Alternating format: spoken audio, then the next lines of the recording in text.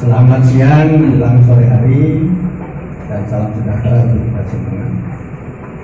Saya memperkenalkan diri Bu, nama Amir Saifuddin, warga biasa Bu, ya, pensiunan dari PNS juga. Saya adalah sisa stok lama, di mana saya dulu menjabat sebagai pengurus RW pertama 86 itu Cantiga memisahkan diri dari RW yang ada pada saat itu menjadi satu RW tersendiri dan istimewa, RT-nya hanya 3. Saya pengurus inti terdiri dari 3 orang, ketua, sekretaris dan bendahara. Ketuanya sudah meninggalkan kita, sekretarisnya juga sudah tidak ada, tinggal bendaharanya. Ya saya ini. Saya pindah ke Cantiga itu tahun 1985, tanggal 22 Juni. Ya, 22 Juni 1985 saya termasuk pembangunan tahap kedua. Jadi tahap pertama betul 82, mulai 83 sudah mulai ada yang pindah, kemudian kami tahap kedua itu di tahun 85 dan seterusnya. Perlu kami sampaikan pada kesempatan ini dan mungkin banyak bertanya kepada ibu-ibu dan bapak yang ada di depan. Jadi kalau dihitung dari kurun waktu tenggelamnya Cantiga ini sudah 37 tahun, ya. Jadi dibangun 1980 kalau tidak salah mulai dibangun, 82 sudah mulai tahap pertama dihuni, jadi sudah 37 tahun dan alhamdulillah baru tahun 2019 ya diketahui, ya tidak apa-apa, ya. Artinya daripada ya tidak diketahui. Pernah juga kami diskusi di komplek kami karena begini Bu, seperti yang tadi digambarkan oleh Ibu, kami memang tidak pernah kebagian pembangunan. Terus terang saja kita pada waktu itu sudah dapat informasi dari Pak RW bahwa memang kendalanya itu bahwa komplek kita itu belum diserahkan. Kami pada waktu itu mengatakan begini, sekarang ini aja deh, kompleknya dicoret aja, jadi kampung Cantiga saja. Jadi kami berbesar hati dan setuju seandainya kata komplek itu dibuang menjadi kampung Cantiga, yang penting mendapatkan pembangunan. Terus terang saja, setiap tahun di mana terlihat beberapa pembangunan yang dilaksanakan di tetangga sebelah, di RW sebelah, RW 6 lah yang paling dekat dengan kami. Itu diantaranya pada tahun sekian kelihatan ada perbaikan jalan. Tahun berikutnya ada lampu penerangan dan lain-lain lah, tidak usah kita sebut, termasuk saluran dan lain sebagainya. Lalu kita ini, ya saya tidak mengatakan anak tiri ya, dan sekarang sudah tahu penyebabnya. Oleh karena itu barangkali kami tetap berbesar hati. Proses yang tadi diutarakan untuk kami memang kelihatannya cukup panjang. Bahkan tadi juga disebut bahwa bagaimana kita bisa diakui atau bisa menjadi satu tempat yang dapat menikmati pembangunan dari pemerintah. Ini kelihatannya kok bayangannya agak jauh nih dengan paparan tadi. Tapi mudah-mudahan ada jalan keluar. Dan insya Allah kita akan cari jalan keluar dan mudah-mudahan kerjasama kami pihak warga dengan ibu dan bapak yang ada di dinas perumahan dan pemukiman bisa nyambung sehingga apa yang kami harapkan dapat terwujud. Tadi disinggung juga mengenai set plan. Set plan itu harus ada yang asli. Lalu kita mau nyari kemana? Set plan asli kita fotokopi itu saja. Kebetulan nempel di sertifikat. Itu nempel di sertifikat, masing-masing sertifikat dilengkapi dengan itu, dan IMB juga masing-masing. Jadi mungkin kalau seandainya diperlukan, kita bisa saja memfotokopi IMB dari tiap rumah yang ada di sana. itu bisa kami lakukan kalau memang itu diperlukan. Nah kemudian mengenai biaya yang harus dikeluarkan itu kan berarti kalau PT-nya masih ada, itu yang membiayai barangkali PT, betul ya? Nah sekarang PT-nya sudah tidak ada, lalu kami juga perlu pertanyaan, apakah biaya ini nanti akan dipikul oleh warga? Yang kebetulan barangkali ini kami tadi mendapatkan informasi dari Pak Sektor bahwa pada pertemuan ini juga ada informasi bahwa geria juga bermasalah sama gitu ya, belum diserahkan. Saya kira memang kami sama-sama komplek, geria juga komplek, kemudian kami juga komplek, sama-sama komplek elit Pak. Geria itu elit juga, Cantika juga elit. Tapi kalau Cantika ekonomi sulit Pak, elitnya itu. Terus terang saja Bapak dan Ibu, komplek Cantika itu dulu namanya komplek guru. Komplek guru. Dan alhamdulillah sekarang mungkin jadi komplek haji. Ya, karena hampir sebagian besar sudah berangkat haji. Nah, komplek guru ini ya termasuk mungkin juga saya cerita di sini juga ada guru-guru dari Pak Lurah. Ya, jadi kami di sini hampir pemukiman itu sebenarnya tadinya diperuntukkan guru, tapi karena guru pada saat itu tidak siap uangnya, akhirnya banyak diambil oleh beberapa instansi lain. Ada bank masuk, kemudian ada pusing juga masuk dan lain sebagainya. Akhirnya campur, tapi masih tetap mayoritas guru. Jadi kalau seandainya yang Ibu gambarkan tadi, seandainya biaya itu memang dibebankan kepada kami, barangkali kalau jumlahnya masih memungkinkan terjangkau, itu barangkali kita siap-siap saja. Tapi kalau seandainya misalnya terlalu tinggi dan kebetulan sudah guru pensiunan lagi Bu sekarang, nah, jadi pada umumnya ini 95% kami adalah para pensiunan. Ini yang hadir yang masih remaja-remaja ini sebenarnya generasi kedua ya Bu. Generasi kedua yang kebetulan ikut hadir di ruangan ini. Jadi pada saat ini barangkali kami betul-betul hanya bisa berharap dengan posisi kami yang memang ini sudah nasib saya kira, dan nasib ini sudah terlanjur seperti ini. Hanya barangkali kami berharap dan mohon bantuan, atau mungkin juga bisa saya tambahkan kepada Ibu bagaimana keprihatinan kami untuk PLN Bu. PLN itu kami ngurus sendiri. Jadi kami membuat panitia khusus mengenai PLN karena PT-nya sendiri sudah tidak ngurusi. Kemudian yang kedua, sertifikat tahap kedua itu juga ngurus sendiri. Jadi ketika tahap kedua itu sudah mulai dihuni, itu sudah PT-nya sudah tidak ada, kantornya pun sudah tidak ada gitu. Akhirnya kita kebingungan. Ya untunglah karena mungkin barangkali rezeki guru itu kami mendapatkan beberapa bantuan. Salah satu diantaranya juga memang ada warga kami yang bekerja di bank, ada hubungan dengan BTN dan lain sebagainya. Akhirnya kita berupaya sendiri. Jadi kita selalu ada panitia. Listrik ada panitia khusus. Kemudian sertifikat ada panitia khusus. Itu dengan usaha kami, alhamdulillah listrik juga bisa menyala. Walaupun beberapa minggu sebelumnya mungkin ada juga beberapa bulan dan beberapa tahun barangkali mati listrik, karena pada waktu itu kalau tidak salah dibantu oleh diesel dulu.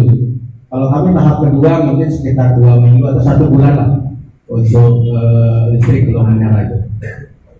Nah kemudian inilah barangkali keprihatinan kami, di mana semua kami ngurus sendiri demi kesejahteraan atau demi lancarnya dari warga yang ada di sana.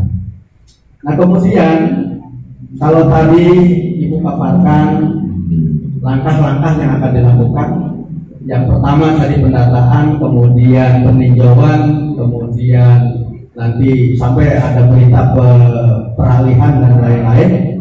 Ini saya kira juga perlu diinformasikan supaya nanti juga tidak kaget. Artinya bagaimana dengan bangunan yang di dalam satuan itu sudah berubah. Contoh misalnya rumah itu tadinya rumah induk satu, tapi sekarang sudah dirubah menjadi rumah kontrakan. Anak apakah ini akan menjadi kendala? Apakah karena memang kurun waktu yang cukup panjang jadi dianulir atau boleh diberikan kebijakan? Nah ini juga barangkali bisa itu sampaikan. Ataukah mungkin yang baru bangun itu suruh dibongkar dulu supaya dikembalikan lagi ke posisi semula? Nah ini barangkali perlu mendapatkan jawaban dari itu. Jangan sampai terkendala bagi kami, karena korbannya itu kan korban semua. Seluruh penghuni yang ada di Cantika dengan 1-2 rumah berubah fungsi, otomatis kita akan terkendala dengan tidak adanya fasilitas yang akan kita terima. Itulah situasi dan kondisi yang ada di komplek kami. Yang kami himbau, yang kami usulkan, yang kami harapkan barangkali ya hanya itu saja. Mohon hal-hal yang sifatnya ini untuk menuju kepada yang kami harapkan agar kami mendapatkan fasilitas dari pemerintah berbentuk pembangunan dan lain sebagainya, itu dapat segera kami raih. Nah, adapun untuk kerjasama yang diminta dari Ibu Bapak sekalian yang ada di depan, saya kira kami sangat mendukung, bersedia kapan saja. Terlebih lagi kebanyakan kami kalendernya sudah merah semua. Ya, jadi kami siap kapan saja dihubungi Ibu dan Bapak kemana, itu insya Allah kami akan hadir. Termasuk Pak RW-nya juga baru 1 bulan pensiun, Bu. Nah, jadi insya Allah waktunya longgar sehingga kita akan siap kapan Ibu Bapak minta data atau juga minta kelengkapan dari kami, hanya tentunya sangat terbatas. Jadi kami hanya punya sertifikat, kemudian IMB. Lalu ya untuk rumah yang mungkin juga sudah banyak juga. Demikian Bu, terima kasih atas perhatiannya dan kami tutup dengan Assalamualaikum warahmatullahi wabarakatuh. Terima kasih. Bapak, Ibu, ya, Assalamualaikum warahmatullahi wabarakatuh. Perkenalkan, saya Sahrul, warga RT 02 RW 05 Komplek Cantika. Tadi sudah sampaikan banyak lebar, saya hanya menambahkan ya belum. Pertama, saya tinggal di sana itu kurang lebih 29 tahun. Jadi 29 tahun. Jadi ada beberapa tadi disampaikan memang benar adanya seperti itu kondisinya. Tapi alhamdulillah tadi walaupun katakan pemerintah namanya beberapa kota kami dianggap tidak ada ini sebenarnya ya. Tapi setidaknya nih kelurahan Pak Musli mengetahui kami ada. Gitu. Tadi juga disampaikan, saya tidak akan menyinggung lagi masalah perda itu nomor 5 2017 kita tadi sudah sampaikan lengkap. Dan saya dengar dari Ibu juga tadi Ibu Widi secara jelas dan gamblang tadi mengatakan bahwa untuk Komplek Cantika masuk dalam program pengambilan sepihak yang dianggarkan tahun depan 2020. Itu tadi kami dengar langsung. Yang saya tanyakan, apakah kami bisa mendapatkan itu SK dari mana untuk warga? Biar kami ada kepastian dalam hal ini pengurus RW RT. Karena warga bertanya ke pengurus RW RT. Saya kebetulan masuk di dalam pengurusan itu. Nah, kemudian saya akan menanyakan juga kewenangan penertiban ya perumahan pemukiman. Yang saya tahu memang Cantika itu walaupun belum diketahui maju, tapi untuk tahun-tahun belakangan ini yang maju apa? Apabila ada yang renovasi rumah, pakarnya maju. Bangun rumah, pakarnya maju. Dulu saya nyaman bawa mobil itu dari belakang ke depan, nggak ada hambatan. Karena jalannya apa? Jalannya menyempit sekarang. Nah ini yang saya tanyakan, yang hal-hal seperti ini, pemahaman saya untuk sarana prasarana pasung milik umum itu batasnya got.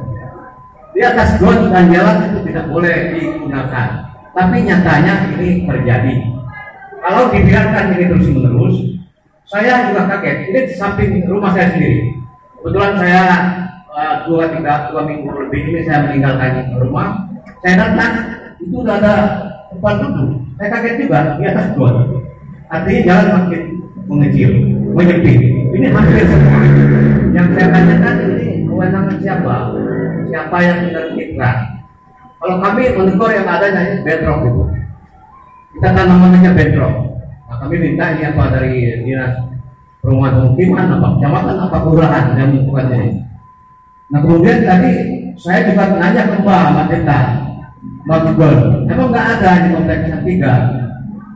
Kalau kita klik kompleks Cantika, tongol jalan Cantika Durin Kosambi, nggak tahu itu penyebabnya apa.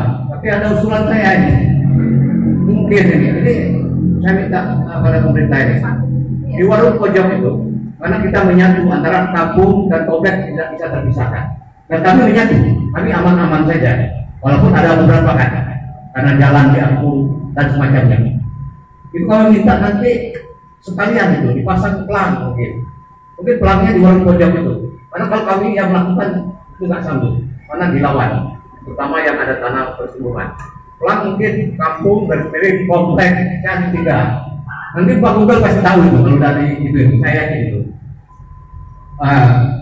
Kemudian saya sampaikan juga di sini, warga juga mendengar, ya pemerintah juga. Saya punya rencana ini. Nggak tahu ini apa dibolehkan atau tidak. Saya rencana mau melihara kambing ini. Ada tanah.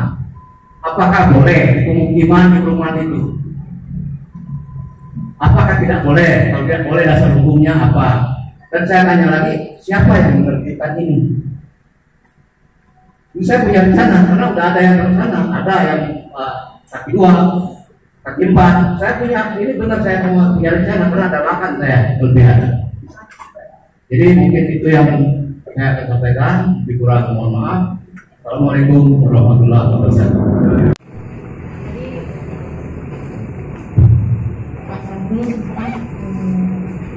Mungkin memerlukan bukti yang di bawah itu sudah teranggarkan. Jadi dokumen kami itu nanti ada yang namanya dokumen pelaksanaan anggaran Pak. Itu akan tercantum anggaran dari kegiatan pendataan, kegiatan pengukuran itu akan ada di situ. Tapi di dokumen itu tidak muncul lokasi Pak. Hanya ada besaran nama kegiatannya dan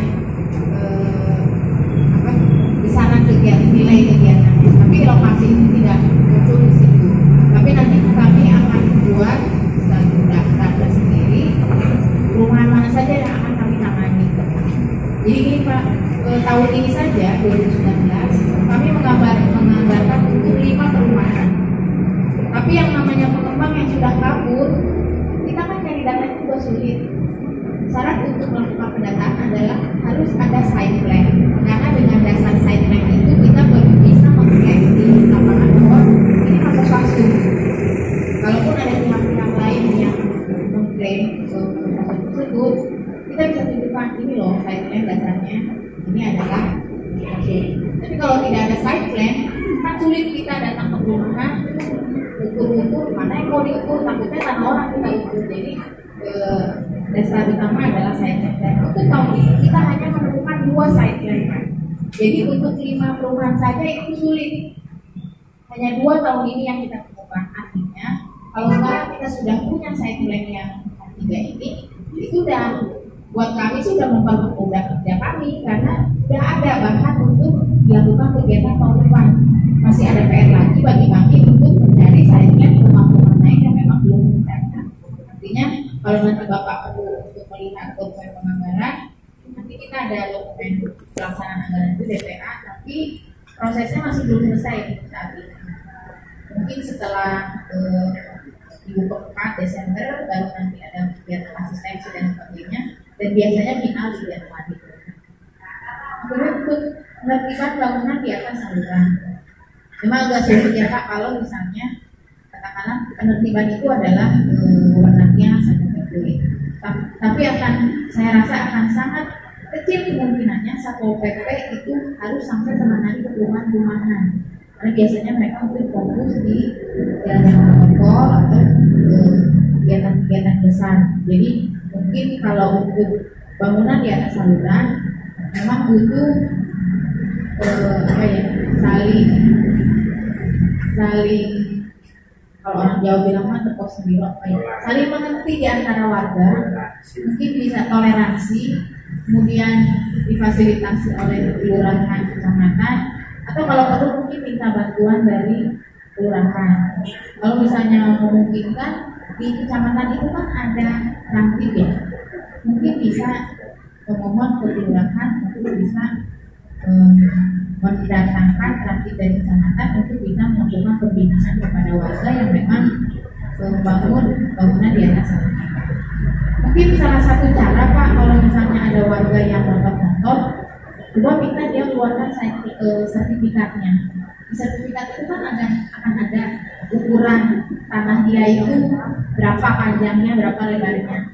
Nanti bisa dibuktikan apakah kalau misalnya tanahnya 12 kali 6, kita ukur 12 meternya itu sampai mana, apakah sampai melewati saluran atau tidak. Mungkin yang paling mudah membuktikan itu adalah dengan melihat dari sertifikat. Kalau memang yang bersangkutan mungkin motor. Ini tidak hanya terjadi di perumahan lain pun, ya, di rumah tempat saya tinggal juga sama, orang punya mobil, punya garasi, akhirnya transportnya sampai nongol di atas saluran dan sebagainya. Ini memang sangat. Kemudian tadi dari Pak Herman, sideline-nya digambar kembali. Memang nanti prosesnya Pak, setelah dari sideline yang awal ini, yang rencana ini, nanti kita akan sesuaikan, disandingkan dengan kondisi lapangan. Nanti kondisi lapangan itu akan diukur dan digambar kembali. Nanti akan ada perbandingan antara gambar rencana dengan gambar realisasi. Yang sudah pengalaman saya untuk pengembang yang sudah kabur itu biasanya ada saja yang berubah. Masih mending kalau PSU-nya jadi nambah jadi dua.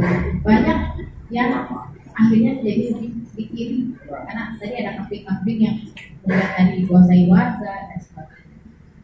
Dan di samping proses untuk pengalihan sepihak ini karena memang butuh waktu, biasanya pengamanan yang paling minimal kami lakukan itu dengan memasang pelang Pak. Hanya saja sayang pelang kami yang 2019 ini baru kemarin terakhir 3 buah kami pasang di Taman Danau Indah. Jadi mungkin untuk di Cantika kami belum bisa pasang. Nanti mungkin kalau sudah ada pengadaan di 2020 bisa kita pasang minimal di tanah-tanah yang memang saat ini sudah dimanfaatkan oleh warga dari lapangan, musola.